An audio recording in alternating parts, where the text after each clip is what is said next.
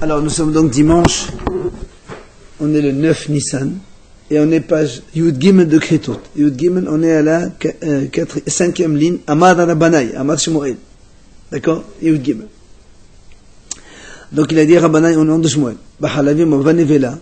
Donc celui qui mange hel, la graisse interdite au nevela. Kazet, Aad Shi Yishim et Ehlama Ad Sof Bechdechelat Pras.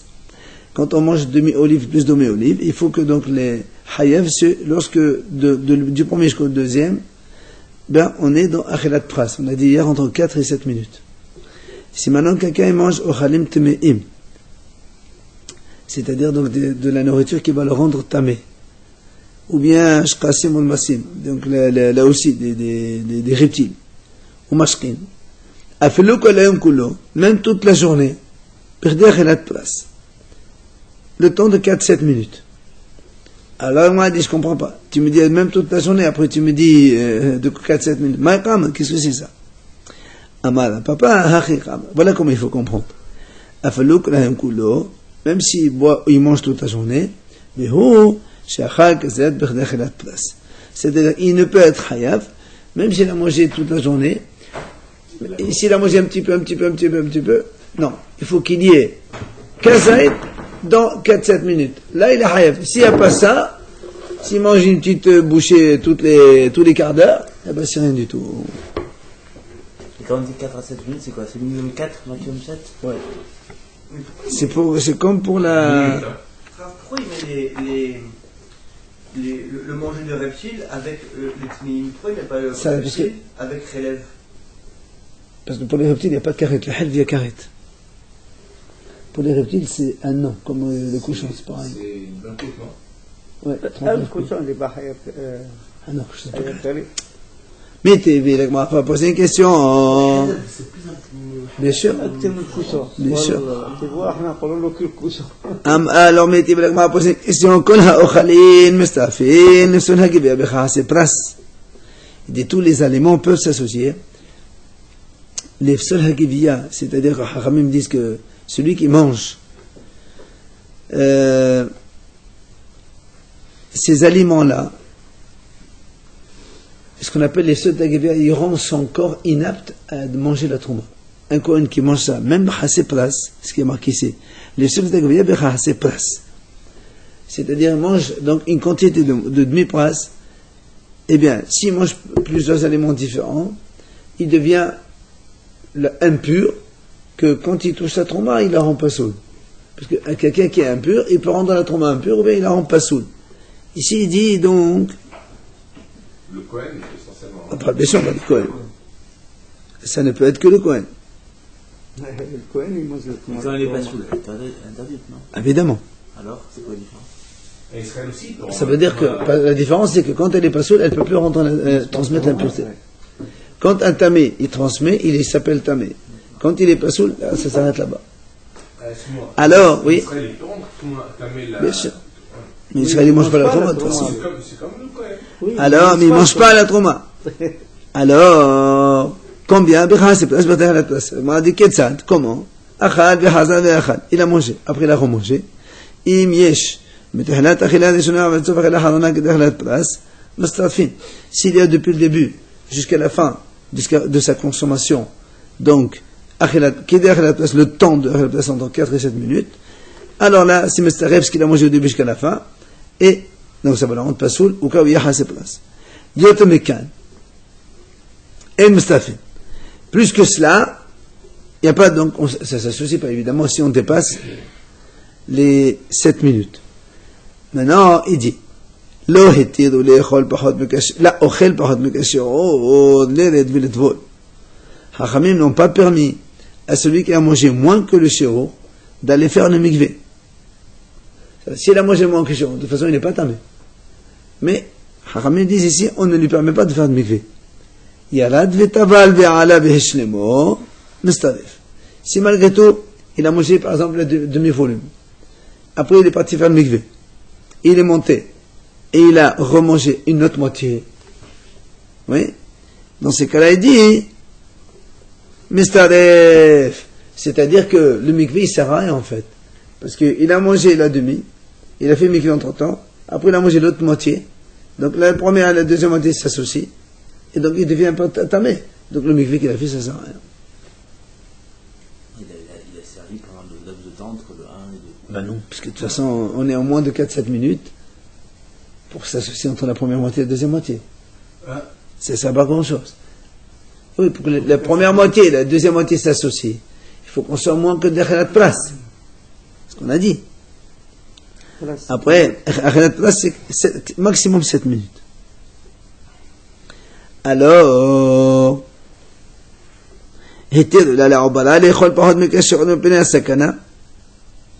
maintenant il dit une femme enceinte, si elle est en danger, elle peut manger des choses interdites moins que le shiur. Comment on le sait? Après, maintenant on a parlé des aliments solides, on parle des boissons. Toutes les boissons, mais stadfin s'associent entre eux. Les choses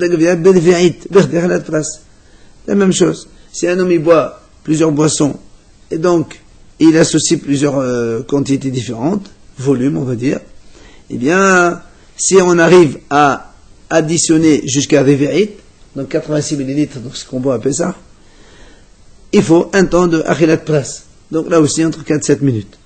Si on associe Mestafin, plus que ça ne s'associe plus.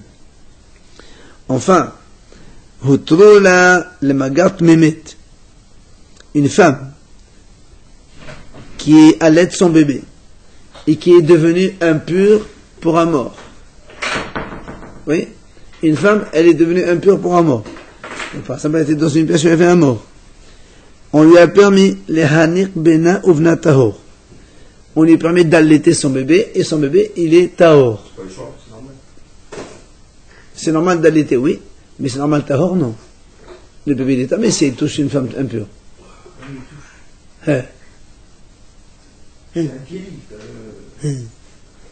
On va comprendre tout ça.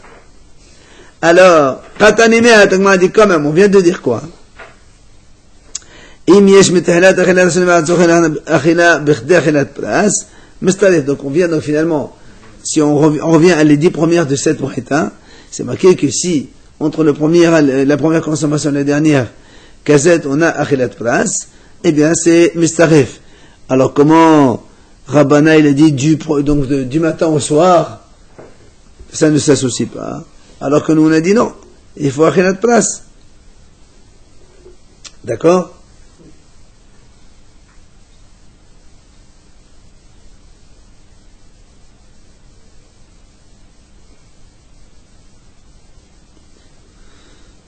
Alors, l'Agma a dit, donc Rabbana qui a dit que on associe même toute la journée, eh bien, il a été objecté, parce que nous, on voit ici qu'en fait, c'est Achilat Pras, c'est pas toute la journée. Il faut donc 4-7 minutes, ça s'associe. Plus que cela, on n'associe pas. C'est-à-dire, si quelqu'un il mange kazaïd, en un quart d'heure, selon nous, il n'y a pas d'association. Alors que Rabbana, lui, il a dit, même toute la journée, ça s'associe. Alma לא התירו לו לאוכל פחות מקשר, או לנדבר לטבול, מה יקם? On a dit, on ne lui a pas permis d'aller faire le mikvé. On m'a dit que c'est-à-dire que tu n'as pas permis de faire le mikvé, s'il a envie de faire le mikvé, s'il l'empêche. Alors on a dit non, c'est pas comme ça. Amar la vida achiqam, achal pachot מקשרות, לא התירו לו לנדבר לטבול, שאם ילדו אבל עליהם שמו מצטרף. ויתני למה להכניל לתפילה קמאית, אבל נדע שדלם האחרונה. On m'a dit non. Quand on a dit on ne lui a pas permis de faire le mikvé, c'est pas pour rien. Parce que nous on a peur que quand il mange la première moitié, après il va faire tefila, après il va manger l'autre moitié, il pourrait dire, ça y est, j'ai fait le mikvé. Et même s'il a fait un peu avant, c'est pas grave, parce qu'après il a mangé que la moitié. Alors nous on dit, monsieur, non, tu fais pas de tefila. Parce que tu risques de confondre et de croire que la tefila que tu as fait entre les deux ça marche. Alors on ne te permet pas de faire la tefila jusqu'à après. Et dans ce cas, Si après. dans ce cas, il a mangé quoi qui est interdit? Haleb ou aliment interdit. Il est tamé. On parle de Khalit Me'i ici. Et après, il retourne manger? Et sans faire exprès toujours. Comme si Ça arrive. Tu sais, quand à l'époque il y avait la toma, non pas du tout. Pas du tout. Quand il y avait la toma à l'époque, tu sais, on ne peut pas savoir, tu rentres dans un endroit, On te dit, ouais, il y a eu un mort, je sais pas, moi, ou tu as touché quelqu'un qui était mort, ou la nourriture a été touchée par quelqu'un de mort.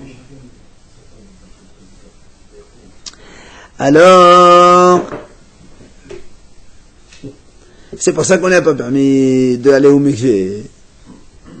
Après, le a dit, on a dit, donc la femme enceinte, quand il y a un danger, elle peut manger moins que le shiur. Mais pénètre sakana. Le a dit comment? Mais pénètre sakana.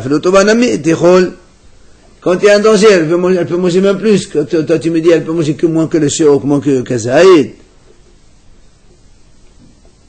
Amara papa akhi qatan. Il a dit, voilà comment il faut comprendre.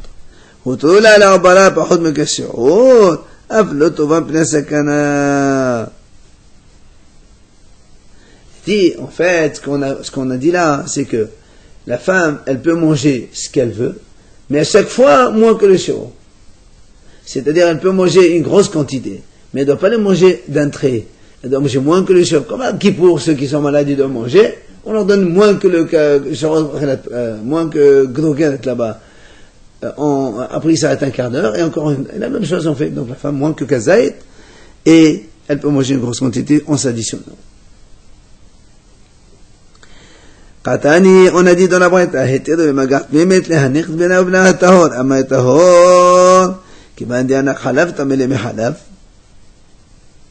Gemara dit, on revient à l'idée de tout à l'heure. Quand la femme, elle allait son bébé, on a dit, le bébé il est tahor. La Gemara dit, pourquoi? Voilà, il boit le lait, et le lait il est tamé. Puisque la femme elle est tamée, son lait il est tamé. D'accord? Ici tu vas me dire non. Étant donné que le lait, bien qu'il soit liquide, on le considère comme un aliment solide vu qu'il provient de la femme. Et la femme c'est un aliment solide, entre parenthèses. Oui. Or nous on sait que l'aliment solide, avant de tremper dans l'impureté, il doit être trempé par un liquide auparavant. Oui. Tu te rappelles pas?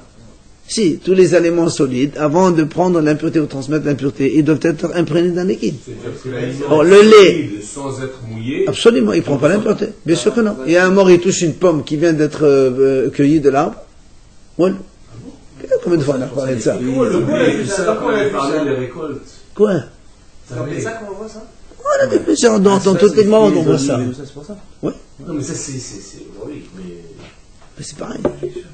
D'accord, mais bon, on parle de la femme qui est solide, c'est ça? Enfin, le lait provient de la femme elle est solide, la femme elle n'est pas liquide. Alors, quoi qu'il en soit, la Gemara dit non. Nitkashal battepam l'ochlech al pe'adat. Alors, si tu vas me dire que le lait n'est pas caché, enfin, il n'est pas apte à prendre l'impureté, moi je te dis si, monsieur. Parce que le lait, en sortant, il y a toujours un bout de lait sur le bout du sein de la femme. Un bout de lait. Or, le lait, c'est un des 7 liquides. Donc, automatiquement, avant que le lait sorte, il a déjà été imprégné par le liquide. Il y a un petit peu de lait qui sort quand le bébé y boit. Il y a toujours un peu de liquide qui déborde. Voilà. Et donc, le lait, il est tamé. Alors, pourquoi le bébé, il est tamé? Amar Ibn Ahmad Amar Rabba Barabu Shia Naqbit Qifaha. Il a dit, c'est un bébé qui est assez costaud, il a tout aspiré d'un coup, il n'a pas laissé une seule goutte. Hein? C'est bon, hein? Même un bébé tout mince, tout mince, on parle d'un cas de ce cas-là, on ne parle pas du bébé mince, on parle d'un cas qui est solide. Ce genre de choses. Non, il n'y a pas de coupe, il y a un principe. C'est tamé ou pas tamé? Toi, tu m'as dit que c'est tard, c'est tard. Donc si on regarde le principe, si ça coule, c'est pas bon. Absolument. Évidemment, si on te répond comme ça. Ça te dit que le bébé. Amarava, j'étais de votre badama. Rava dit donc cette réponse ne me convient pas. J'ai 2 objections. Premièrement, il lui dit, on voit toujours que le bébé il a sa bouche pleine de lait. Alors, même si il aspire, il y a toujours du lait plein dans la bouche. Donc s'il a dans la bouche, il touche le même langue que ce lait. Donc de toute façon, c'est un lait. Mais comme halab, et en plus, c'est marqué que comme halab, lui il dit comme ça, l'endroit d'où provient le lait c'est comme une source. C'est-à-dire de la même façon que quand une femme elle a un écoulement zaf, nida, tout ça, on ne dit pas il faut qu'il soit imprégné. C'est tamé. Ben là aussi c'est pareil. l'endroit d'où provient le lait, c'est comme une source. Elle sort du lait tamé. On n'a même pas besoin d'être cachérisé par qui que ce soit. Donc, dans tous les cas, objection, Rava, pourquoi le bébé n'est pas tamé? Dekatani. Il va t'apporter une preuve comme quoi, Mekom Halaf Ma'yanhu. Donc, l'endroit d'où coule le lait, c'est donc, d'accord, c'est un endroit qui est lui-même impur, et donc il n'a pas besoin d'être rendu à prendre impureté. Dekatani, c'est marqué dans la Brita. Halaf Shia, Metame ben Elasson ben Shelo Belasson. Le lait d'une femme, il rend impur quoi qu'il arrive, que ce soit volontairement ou involontairement. Behema, l'animal, ena metama, elle l'a les raisons. L'animal, il ne peut rendre impur que seulement les raisons. C'est-à-dire volontairement. Alors on explique. Mais, qu'est-ce que ça veut dire? L'absolu le raison de l'anihale, veratane metame. N'est-ce pas que quand on dit involontairement, c'est-à-dire que même si il veut pas, et pourtant ça rend tamé, n'oublions pas. Rappelez-vous, nous on a dit que quand les fruits qui prennent de l'eau et deviennent aptes à prendre impureté, seulement quand ça nous convient, quand l'eau tombe dessus. Vous vous rappelez, là, quand la roselle est tombée, est-ce que le monsieur était content, satisfait ou pas de ça? Et si ça lui convient, même sans tirer éprouvé. C'est-à-dire, si moi, imaginons, j'ai posé mes fruits quelque part, je voulais pas qu'ils viennent la pluie, et elle est venue. Ben, ça s'appelle pas imprégné. Alors là, on voit que quoi? Que le lait de la femme, que ce soit volontairement ou involontairement, de toute façon, c'est impur. Donc tu vois bien que ça n'a rien à voir avec l'imprégnation.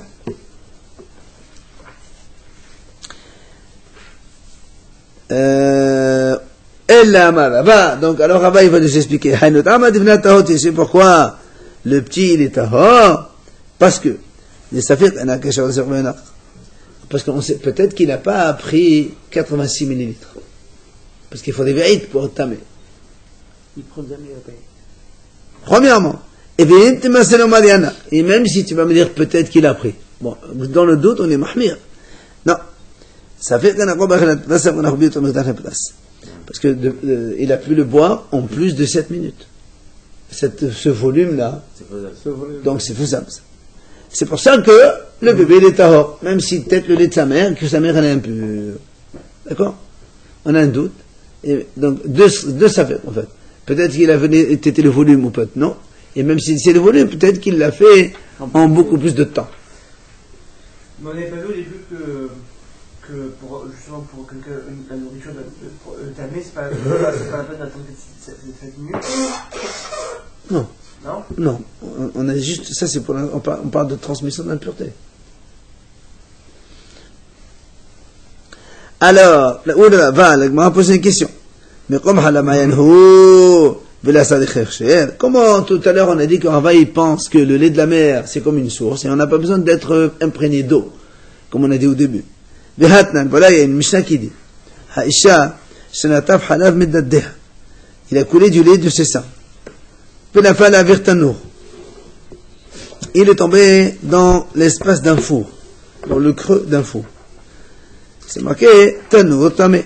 Le four, il est devenu tamé.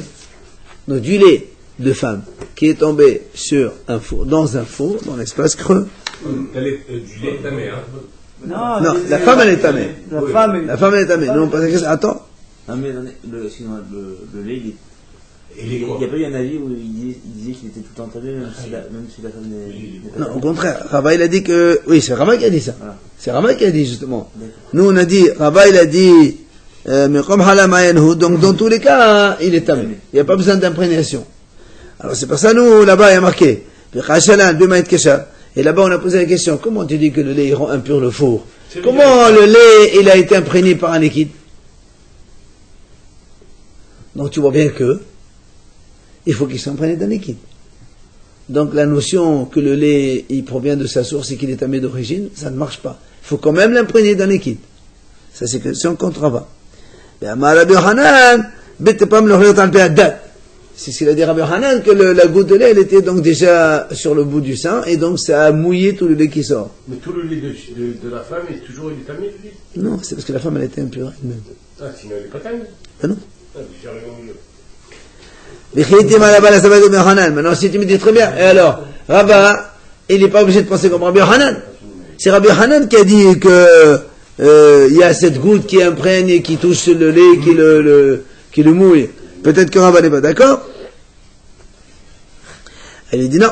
Voilà, on veut se marquer comme ça. Il y a 9 liquides qui coulent. Il y a 9 liquides qui coulent. Alors, c'est quoi ces 9 liquides? Hazia, la transpiration. Veleha, c'est donc les hasroha, c'est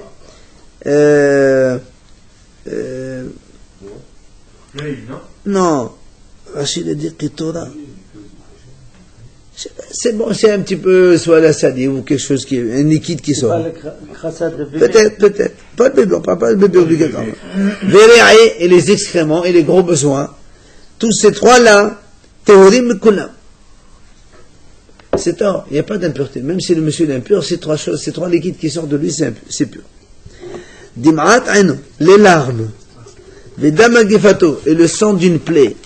Les halavisha, metame'et tomat mashkin bedve'it. Ils rendent impur comme un liquide impur. Comme les larmes. Il faut un minimum 86 millilitres. Les larmes, il y a marqué. Non, il y a marqué comme ça. J'ai pas réussi le brita. Maintenant, Roko Zovo Bemela, là. C'est-à-dire quand tu écoules que l'homme il est tamé, mais si l'homme il est pas tamé. Bien sûr, on parle de l'homme il est tamé. Roko, le crachat, Zovo, les écoulements d'un homme, ou Memedralao, et les urines d'un homme, Metame Entuma Hamwara Bechol Shehu. Cela, c'est une Touma, donc sévère, c'est-à-dire le contact et tout ça, comme un zav normal, Bechol Shehu. Et donc, qu'est-ce qu'on voit ici? Et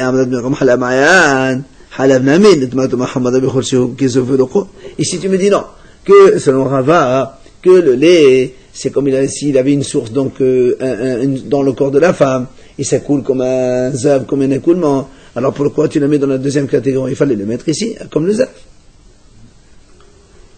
Et là,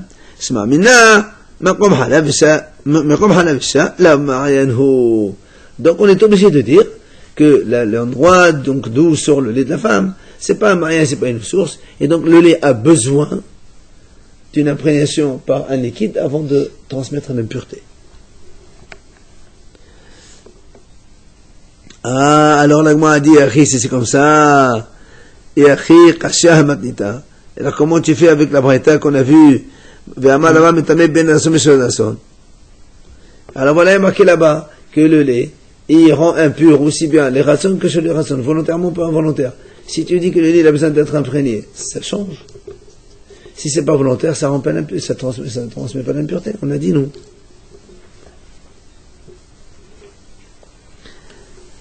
Alors l'agma a dit, mais ça va selon les rations d'Amad et là nehale. Qu'est-ce que tu crois? Toi, tu crois que ça, quand tu le relèves les rations, ça veut dire que ça lui convient pas et c'est pour ça que c'est non. Il a dit non, c'est pas comme ça qu'il faut comprendre. Mais c'est de la son, de ama, de dateh, de tenok, de valera bihalav, abalama. La nehale, taho. Il dit en fait, c'est un petit peu c'est comme si qu'on disait, est-ce que le petit, il veut ça ou il veut pas? Donc, s'il a envie, s'il te dit, moi je veux pas le lait, donc s'il veut pas le lait, donc, ce bout de lait qui est à la superficie, ça rend pas impur. Puisque nous, on a dit que l'imprégnation par un liquide a besoin ça doit convenir à la personne. Alors là aussi, tu dis, quand on a dit,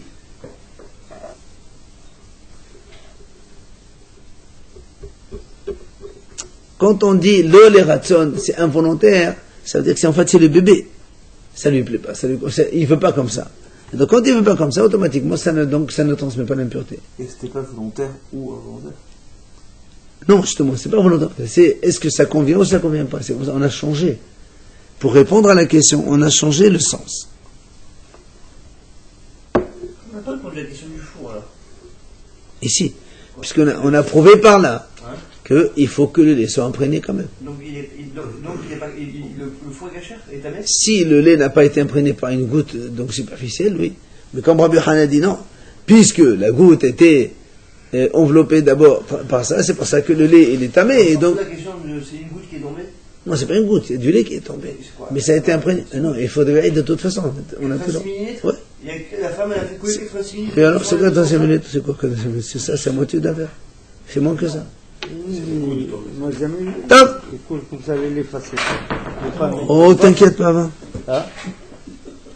Achal, ça peut exister. Allez, ça peut exister. Ah bon? Achal, ochalit, me'in. Elle a une fuite. Alors, on a dit dans la Mishnah, si quelqu'un, monsieur, si un Kohen, il a mangé des aliments tamés, ou il a bu du vin, après il y a marqué dans la Mishnah, il est resté là-bas, le temps qu'il est à place, 4 à 7 minutes, Hayav. La Gemara dit, je comprends pas. La malishiya de Katan et Veshaha. Ça veut dire, tu me dis là-bas, il est resté, pourquoi tu as besoin qu'il reste? Dès qu'il est entré, il dit Hayav. La Mishnah dit comme ça, il a mangé, Cohen, il a bu du vin, ou il a mangé des choses tamées, il est rentré au Beth Amikdash, il est resté là-bas 7 minutes, il est Hayav. On m'a dit, pourquoi il est resté 7 minutes? Dès qu'il rentre déjà, il est Hayav. Parce on a parlé dans la Mishnah. Un Kohen qui a bu du vin, il est rentré au Beth Amikdash. C'est la suite de la Mishnah, ça. Amar Rav Yehuda Chi Katan. Rav Yehuda a dit, voilà comment il faut comprendre. Achal ochalit me'in v'shata mashken tme'in v'shata b'ayit yayin. Un Kohen qui a mangé donc de la nourriture tamée, qu'elle soit liquide ou solide, et qui a bu du vin, v'shahaba achilat v'shata dans la place, quand on a dit il a mis du temps, c'est-à-dire quand il a mangé cette dose-là, il a mangé au moins de 7 minutes. C'est pour ça qu'il devient tamé, et donc s'il rentre au Beth Amikdash, il est hayab. Mais si il a mangé l'aliment tamé en 2 heures, le kassaïd, lui-même il n'est pas tamé, donc du coup il peut rentrer. Quand on a dit il est resté, c'est pas dans le Beth Amikdash, il est resté pendant la consommation de l'aliment tamé, qui est de achilat pras, moins que.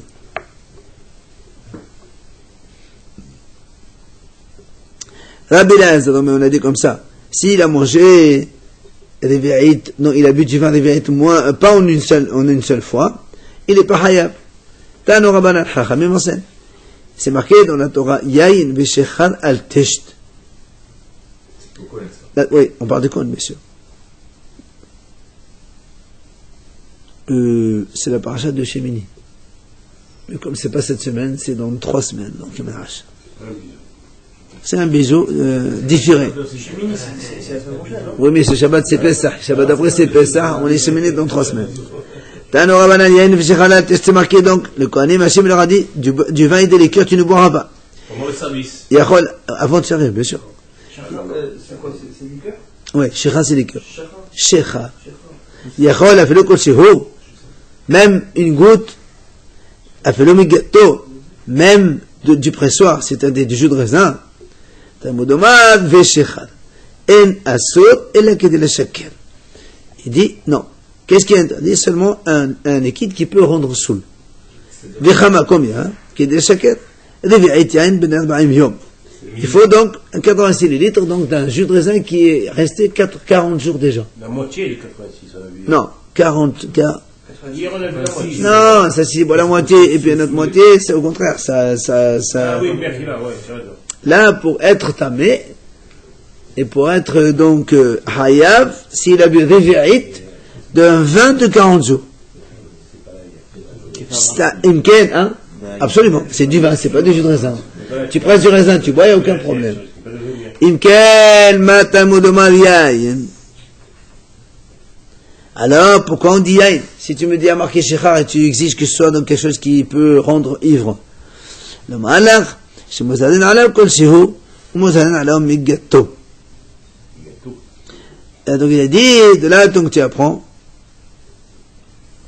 que même kol shehu, on est averti, il n'y a pas hayad mita, mais c'est assour. C'est-à-dire Kohen qui prend un petit bout, il rentre, il n'y a pas mita, parce que mita c'est uniquement, c'est quand il boit des vérités. Donc un Kohen qui boit des vérités, il rentre au Beth Amikdash, il est mita. Mais un Kohen qui boit une petite quantité, est assour, azhara. Moi, ça vient dans l'homme gâteau. Est-ce qu'il a 39 coups, là? Non, il n'y a pas marqué 39 coups. Une interdiction.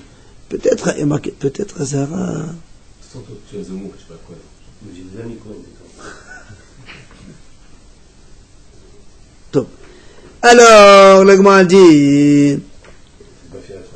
Chut. Rabbi Yehuda אומר יין, אלה, ליין שאין משתכרים מנהל, תמוד מל ושיחה. Donc, c'est ce qu'il dit Rabbi Yehuda. Donc, comme il y a marqué Shecha, ça veut dire que ça rend saoul. Pourquoi on a marqué Yain, Alayin Bimita, tu vois, Rabbi Yehuda dit, pour le vin, il est Hayamita, et pour les autres liqueurs, c'est Azhara.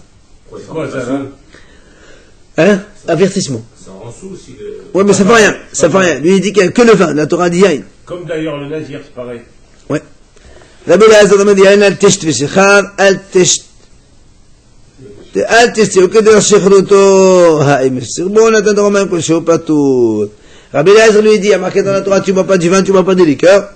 C'est-à-dire, tu ne le boiras pas comme on le boit de façon habituelle, comme pour s'enivrer. Mais si, par exemple, tu bois un petit bout et tu t'arrêtes, tu t'interromps entre les deux, ou bien si tu mets de l'eau dedans, c'est pas tout. Alors, là, moi, dit, ben, mais, c'est quoi la mahlok entre Rabbi Eliezer et Rabbi Yehuda? Il dit, Tana kama sava, gamlinan shechal, shechal menazir. Donc le premier qui a parlé de Kolchehu et Migato, donc il a dit, il apprend ça de Nazir. Que quoi? Que comme dans le Nazir. Combien dit Patrick? Comme dans le Nazir, seulement le vin et pas les autres liqueurs, le Kohen aussi. Mais la Yehuda, là il y a le Shechal Nazir. Rabbi Yehuda lui dit non. Rabbi Yehuda dit toutes les boissons, ça rend passible. Mais Rabbi Eliezer, ça va, mais Shechal Mededehum Shaker. Qu'est-ce que c'est le Shechal? Rabbi Eliezer lui dit seulement que quand on le boit de façon qui rend saoul, c'est-à-dire donc plus que des vérités. Voilà. Alors là, on m'a dit, Keman, Azahad et Tanas, comme qui ça marche, qui marque de la Bretagne, Achal Tvila Ka'ilit, Veshatat Vashohala, Venon Hazemanda Shemesh Loche. Si quelqu'un il a mangé Tvila Ka'ilit, c'est une figue sèche qui vient de Ka'ila. Et Hachamim dit, c'est une ville. D'accord? Et, voilà, une figue sèche de là-bas. Et il a bu un peu de miel, ou du lait. C'est le mélange, voilà, ça rend saoul. Il est rentré au Mikdash, il a servi, il prend 39 coups, comme qui? C'est comme Rabbi Yehuda, comme on a dit Rabbi Yehuda, il a dit, Azhala, seulement, donc 39 coups. Amar Rabbi Yehuda Balachotai, Halacha, que Rabbi Eliezer. Là, Halacha est comme Rabbi Eliezer. Comme quoi? On a dit tout à l'heure, qu'il est hayav seulement quand il le boit, de façon qui rend saoul. Mais s'il s'interrompt entre deux, il rajoute de l'eau, c'est pas tout. قال راب عليه de Rabbi Eliezer, tout vient de Hakimé. Bien qu'il y a 86 centilitres mélangés avec de l'eau. Ouais, ouais. Il a dit Rav, il a appelé Rabbi Eliezer, il a qualifié tout vient de Hakimé, c'est-à-dire donc un bon sage, un bon hacham. Donc l'eau, par-delà que le vin ou la liqueur couplée avec de l'eau, ça saoule pas. Ça rend pas hayav mita, ouais. Non, mais pourquoi? Parce que ça saoule pas. Je ne sais pas si c'est saoul pas, mais c'est marqué que c'est pas haïmita. Lui, il a dit qu'il n'est pas haïmita. Oui, mais il a dit qu'il ne saoule pas. Ça rend pas saoul. Il a dit que ça rend pas saoul. Donc c'est pour ça que c'est pas tout. Ouais, mais ça veut dire que ça saoule pas, comme il est mélangé avec de l'eau. Alors, Rabaha de Hossal, Havaneda ala de Veto. Il avait un vœu. Il a fait un vœu pour ne pas profiter de sa femme. Il est venu chez Ravashi pour lui faire un tarat nidarim. Amal zil ha'idna betani mahal. Il a dit, va maintenant, reviens demain. Pourquoi? Il dit, Rav, c'est pas Ravashi. Il dit, Rav, la muqi amora alim yomatabali havdayim bisham shekhrut. Alors il a dit, parce que lui, il peut pas donner des halachot quand il a bu, parce que eux, à l'époque, comme c'était, il a mangé déjà les repas de fête, donc il s'est un petit peu, hein, il a dit, je peux pas donner des halachot quand j'ai bu. Donc reviens demain. On a vu ça dans Médecin. Il n'y a pas longtemps on a vu ça. Amal Levi Amar Rav Alachak Rabbi Eliezer.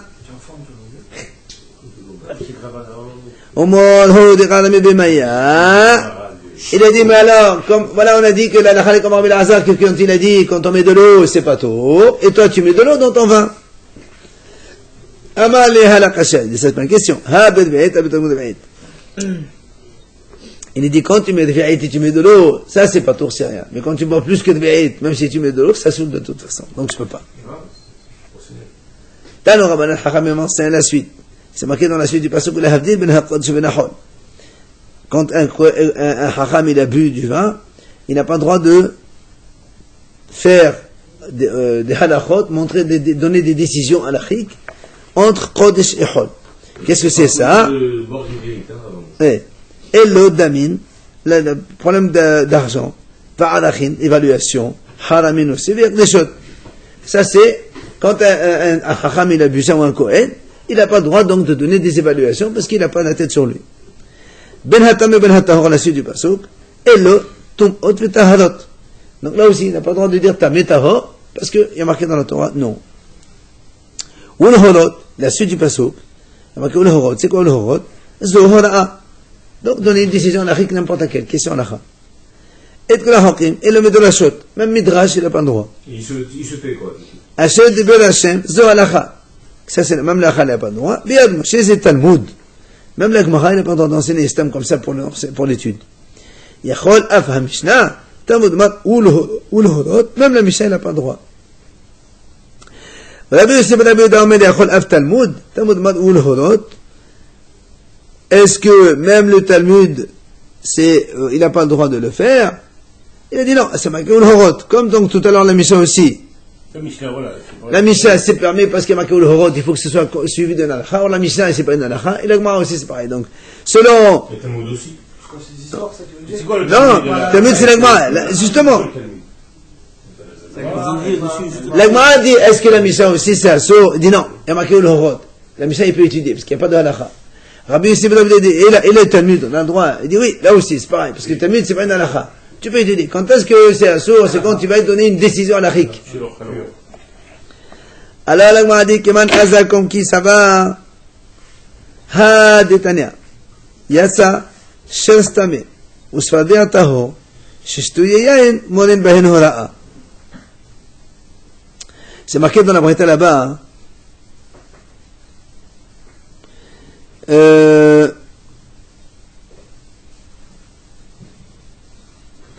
Quand c'est-à-dire, nous on sait, il y a marqué dans la Torah Shmonash Rasim, il y a 8 reptiles qui sont considérés comme des animaux, donc tamés. Et par contre, on sait que le tzfardéa, la grenouille, elle c'est tahor, elle ne fait pas partie de ces 8 choix. Donc ça veut dire que c'est marqué dans la Torah. On avait vu les 8. Oui. Alors, la Gemara dit comme qui ça va donc? Que ça, Shtuyen Monim Banora. Que là, même un sourd, il peut dire la halakha. À la grenouille qui est tahor, et les 8 reptiles qui sont tamés. C'est marqué dans la Torah, ça. C'est quoi la grenouille? C'est un animal impur, les reptiles. Non, mais pourquoi c'est la Torah qui a dit comme ça. Alors, qui est l'auteur de cette braïta? Qui peut être ça?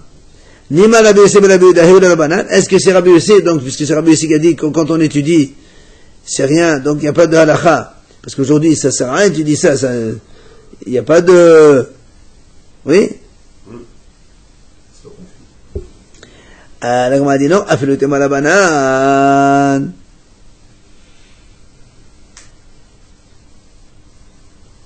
Pourquoi Veshan Echad Ezel Kale Beravou? Il dit ça, c'est tellement simple, c'est marqué dans la Torah, c'est des psukim, il n'a même pas besoin d'expliquer. Même un élève, un enfant, il peut comprendre ça. Donc c'est pour ça que, même s'il a bu, il peut montrer ça. Même Haramim serait d'accord sur ça. Alors que Rabbi Yosef ben Rabbi Yehuda, lui, il a dit, il se permet d'étudier le Talmud, quand il n'y a pas de halakha derrière. Haramim, ici, ils te disent, non, nous aussi on est d'accord qu'il peut montrer ça.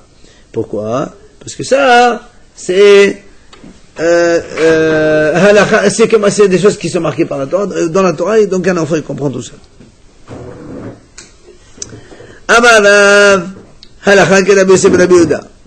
Comme on a dit donc, Rabbi Yehuda, il a dit, on peut étudier le Talmud parce qu'il n'y a pas de halakha dessus. Alors, l'Agma a dit, il dit, voilà, alors comment ça se fait dans ces cas-là? Parce que Rav,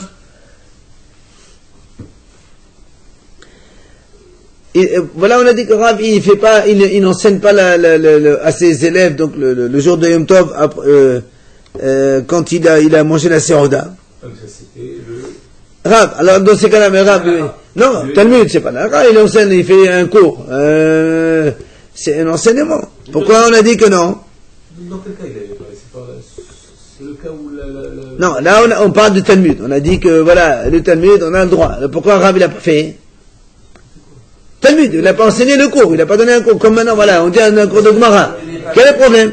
Même si quelqu'un l'abuse pas grave, puisqu'on a dit, selon Rabbi Yosef seulement, il a dit le Talmud c'est moutard. On vient de dire la halakha comme Rabbi Yosef que le Talmud est moutard. Non, mais c'est pas Talmud. Non, on parlait d'un cours de Talmud. Il dit. la personne est venue demander à la... Non, ça c'est Ravashi, ça c'est autre chose. Ah, pardon. La Gemara a dit non, Shani Rav de Ode Mode Benecham.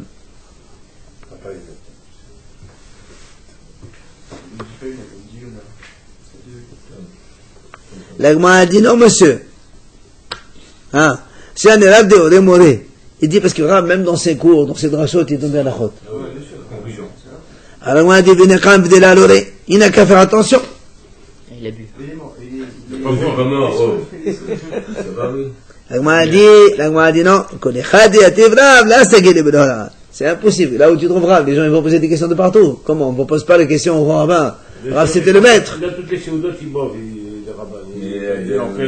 Non, on parle de Yom Tov. On parle de Yom Tov, monsieur. C'est en d'autres, ils ne boivent pas. Même dans Agmara, il y a plein de halakha, de toute façon.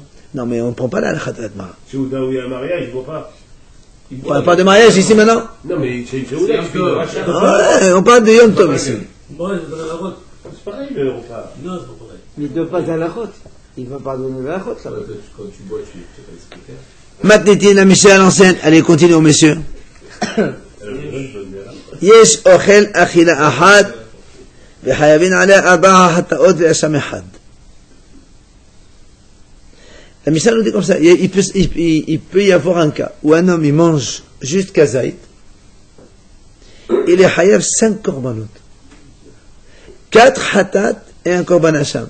C'est quel cas? Il va te donner maintenant. La Mishnah dit, imaginons quelqu'un qui est tamé, il a mangé helev, donc c'est la graisse interdite. 1. Et lui il est tamé déjà. On va voir pourquoi. Et donc, c'était Helev d'un korban de Bet Amikdash, Kadosh. Ça fait 2. Et lui, c'était Noutar. Noutar, ça dépasse le délai de consommation. Ça, et c'est en plus Menamurdashin. Donc, lui, il est tamé, il a mangé quelque chose de Bet Amikdash. C'est automatiquement. Ben non, c'est 2 choses différentes. Il y a 2 interdictions. Il y a le Helev, Bet Amikdash, Notar, le notar, c'est et lui, il est tamé. Le notar, c'est quoi? C'est automatiquement... Bah putain. Et pardon. Biyom Kippourim. Et le jour de Kippour, il a mangé ça. Il ne savait pas que c'était Kippour. Donc on a 5. Mais n'oublions pas qu'un seul, il est Hacham parce qu'il a profité des choses de Bet Amikdash. Les 4 autres, c'est Hatat. Hatat pour le Helev, Hatat pour Kippour, Hatat pour Notar, et Hatat pour Tamé, Touma, celui qui mange les Kadashim Bitouma. Lui, il est tamé. Oui. Donc on a 4 Hatat. Et le Hacham, le fait d'avoir mangé quelque chose qui est Kadosh, qui appartient au Bet Amikdash, on n'a pas le droit de manger des choses d'Amikdash, il faut apporter Korban Me'ila, ce qu'on appelle Hacham Me'ilot.